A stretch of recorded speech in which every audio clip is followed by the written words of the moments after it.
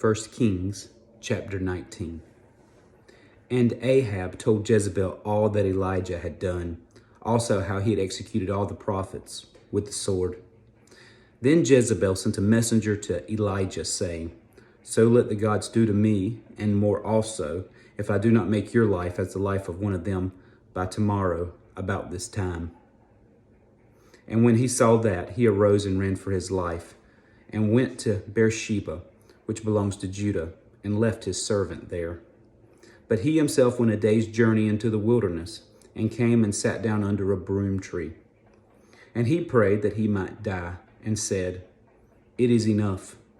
Now, Lord, take my life, for I am no better than my fathers. Then as he lay and slept under the broom tree, suddenly an angel touched him, and said to him, Arise and eat. Then he looked, and there by his head was a cake baked on coals and a jar of water. So he ate and drank and lay down again. And the angel of the Lord came back the second time and touched him and said, Arise and eat, because the journey is too great for you. So he arose and ate and drank, and he went in the strength of that food 40 days and 40 nights, as far as Horeb, the mountain of God. And there he went into a cave and spent the night in that place. And behold, the word of the Lord came to him. And he said to him, What are you doing here, Elijah? So he said, I have been very zealous for the Lord God of hosts, for the children of Israel have forsaken your covenant, torn down your altars, and killed your prophets with the sword. I alone am left, and they seek to take my life. Then he said, Go out and stand on the mountain before the Lord. And behold, the Lord passed by, and a great and strong wind tore into the mountain and broke the rocks in pieces before the Lord. But the Lord was not in the wind. And after the wind, an earthquake. But the Lord was not in the earthquake. And after the earthquake, a fire. But the Lord was not in the fire. And after the fire, a still small voice. So it was when Elijah heard it, that he wrapped his face in his mantle and went out and stood in the entrance of the cave.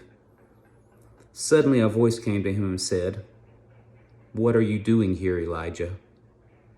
And he said, I have been very zealous for the Lord God of hosts, because the children of Israel have forsaken your covenant, torn down your altars, and killed your prophets with the sword.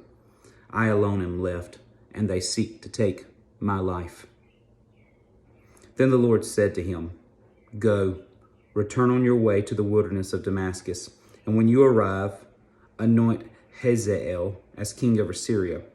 Also you shall anoint Jehu, the son of Nimshi, as king over Israel, and Elisha, the son of Shaphat of Abel Mahala, you shall anoint as prophet in your place.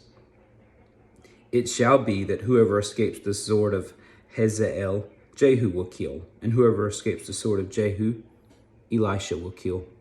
Yet I have reserved 7,000 in Israel, all whose knees have not bowed to Baal, and every mouth that has not kissed him.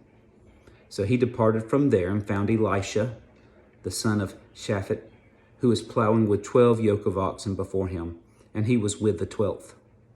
Then Elijah passed by him and threw his mantle on him. And he left the oxen and ran after Elijah and said, Please let me kiss my father and my mother, and then I will follow you. And he said to him, Go back again, for what have I done to you? So Elisha turned back from him and took a yoke of oxen and slaughtered them and boiled their flesh, using the oxen's equipment, and gave it to the people, and they ate. Then he arose and followed Elijah and became his servant.